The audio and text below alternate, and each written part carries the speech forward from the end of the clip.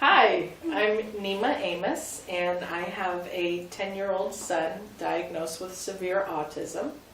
He was also diagnosed with Crohn's disease at 3 years old. He has been using the Bemer, well, we've been using the Bemer for 8 weeks now, along with the oxygen chamber. Like, he was extremely sick. He was aggressive. He was crying a lot. I couldn't take him places. Like, it was really frustrating being a parent to a child, not only a severely autistic child, but a severely autistic child that was self-injurious, that was injuring me, that was injuring his aide, that was, he just was not a happy person. And being in that place, you become very desperate. I was a desperate mom, and again, I was given some hope. But you kind of, your skin gets thick. You don't believe really that something is going to change, because I've been doing this for 10 years and I'm exhausted. Look at my bags. So I came in and I'm listening, but I'm thinking, oh God, here we go. Here's another magical thing. But I still had hope, an underlining layer of hope, that even the smallest change I would welcome. And his aide the first week said, and I didn't tell her anything because I wanted her raw, honest opinion. She said the first week that, wow, he's really calm. Is he getting more sleep? And I was like, yeah, he is, so am I. So that was the first change, that was the first week. The second week was, she said that he was more engaging, more eye contact, and he was definitely trying to attempt to be verbal more. So even though they weren't clear words, he was attempting to be verbal, not just using his PECS book, but trying words that he normally didn't try. So I was like, okay, I'm not telling her still something's going on, but I was good. I was really happy to see that she was seeing change without me prompting, is there any change? Third week, he was interacting with other children other than the kids that were in the class. He was able to venture in the class, be in the class with his own peers, which was hard for him. He was having, it was too much noise, or it was too much going on, so Judy had to remove him a lot from the class normally. He was entering the class and interacting more with the class activities. He went to his music class for the first time, which was the whole class together. It was becoming overwhelming when he loves music, but too many kids, along with music, along with change of environment, it just was too much anxiety for him, so he stopped going to music for months. He started going back to music on the third week. The fourth week he went on field trips. He's been kind of banned from the field trips because he's gotten stuck in places. They went to the farmer's market, and one of the administrators had to come save them because they didn't have a transportation. He was screaming out in an environment that wasn't school. They had to bring him back to the school by another transportation. So they banned him from going to field trips. Fourth week, he's back on field trips. So these little things that the school started noting that his changes were obvious was definitely a good feeling for me. That was big. And you said that other parents in the school also started. Yeah. One of his friends' parent said to me, "What's the difference? What's going on?" And this was about the fifth week. She noticed that he definitely was calmer. He was more interacting in the class, and she wanted to know what was I doing that was different. And the only thing I can say was the Bemer and oxygen treatment together was was the only thing that was different. And I saw a difference at home. Yeah. But for them to see a difference, that's the big key, because autism, a lot of people miss the autism thing because the kids act typical in the house. They're great in the house. As soon as you leave the door, it's like a whole different child. And for them to see the same child I was seeing in the house, you know, these last couple weeks, for them to see the same exact results, that was good feeling. That was a really good feeling. And tell me about, you said he was diagnosed with Crohn's as a baby? Yeah, he was diagnosed with Crohn's at 3. So was it painful? Oh my gosh, yeah. There's moments that he just screams, and it's not a scream. Every mother knows, like, an infant's cry, right? Well, this child who's nonverbal normally, the same cries are understood when he's in pain, when he's sad, when he's scared. The pain cry is blood curdling. It's so hurtful and so painful to hear your baby cry like that, because it's like there's nothing you can do. Sorry, buddy. You got an owie in your belly?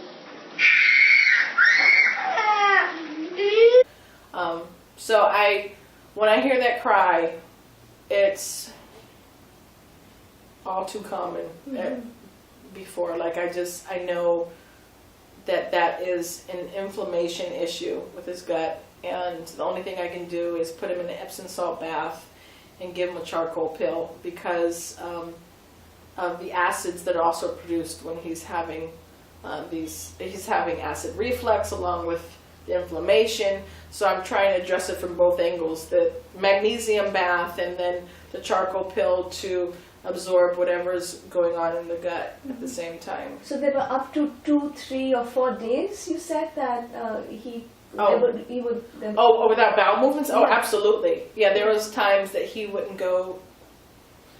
The biggest scare was 7 days. Since he's been on the Bemer, it's 3 times a day. And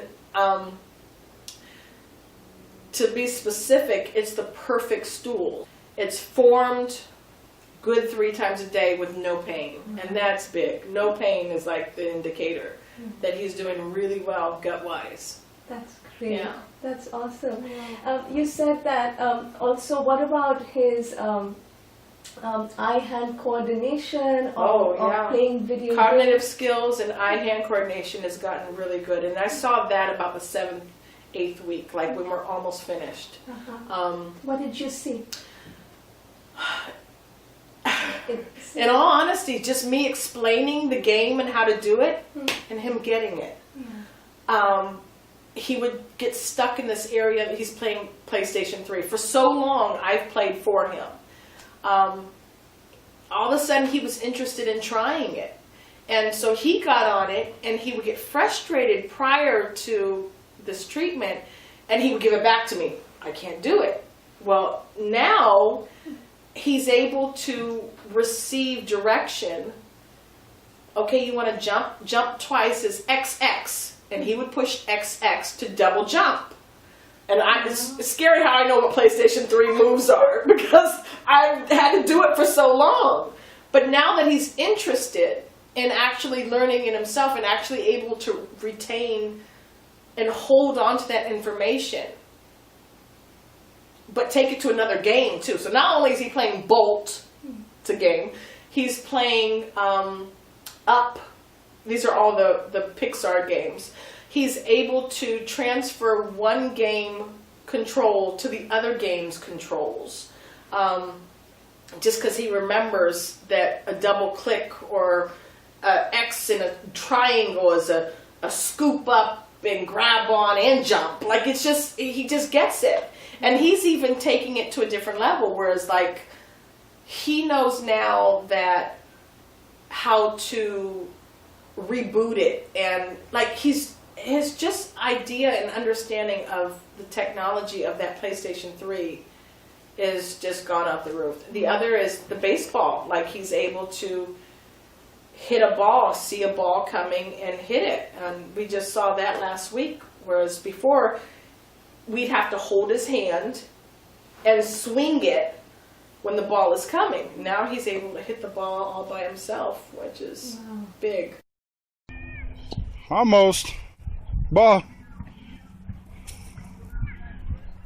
Good throw. Thank you. Good job. What about hurting himself or Self-injurious behavior is gone. Yeah. What was it like before, and what are you seeing now?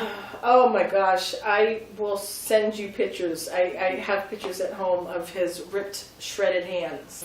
And it was all pain-induced. He was feeling gut issues, and he would bite. He would bite his hand, and this would be bleeding. And in 8 weeks, his dad just said to me last week, when he picked him up, he said, "What are you putting on his hands?" And I said, "Nothing." "Why?" He goes, "No, you're putting something on his hands because they look so much better." And that's when it dawned on me, my God, he's not biting. Yeah. And 2, it's rapidly healing. Yeah. So a combination, I mean, without a doubt, I mean, it's, the proof is in the pudding. It speaks for itself. He not only feels better, he looks better, he acts better, he gets sleep in just 8 weeks. So it's definitely a big change. You had left a message on my machine one day telling me about that he was actually doing some addition, and that was, gosh, I forgot about that. Yeah. Tell us about that. Oh my gosh, I almost crashed when I was driving, and my ex-husband called me and said he's adding, and I'm like, shh. I know he knows how to count. Yeah. He can count to 10, he can count to 20. But adding, that's something totally different, a different part of the brain to add numbers. And so he starts off, 1 + 1 is 2. And I'm thinking, okay, that's in sequence. 2 + 1 +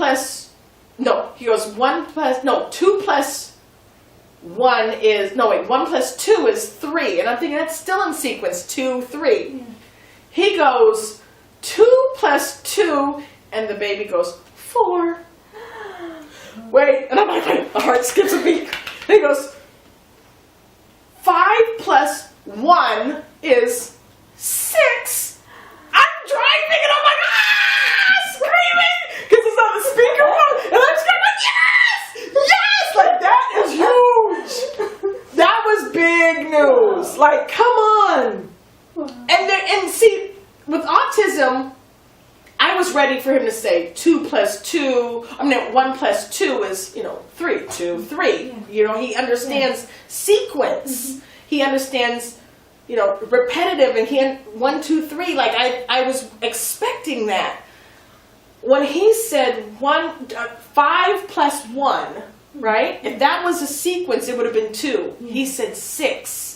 He gets it. So would you like to, do you have a message for other families who are dealing with the same issue, who have children who are on the autism spectrum? Someone told me one time, never give up. Mm-hmm. And it's hard not to when you keep getting beat down, Yeah. But I'm very grateful that I was open to one more try, and I for Ish, the Bemer works. Mm-hmm. It really does for Ish. Yes. And I with autism, it's like finding that needle in the haystack, and that's his needle. And I'm sure, without a doubt, that it works for his Crohn's and his cognitive skills. His gut issues and his cognitive skills has, without a doubt, been proven to be better in just 8 weeks. So I guess the message would definitely be, don't give up. Try, keep trying, because your baby can add too. Push me, please, Judy. I'll push you. Let's go. Naima, in closing, I just want to thank you so much for just sharing, sharing yourself in complete honesty and sharing your experience. And thank you so much. Thank you. Yeah. Without a doubt, I will continue the Bemer throughout the year, but, do it with oxygen twice a year.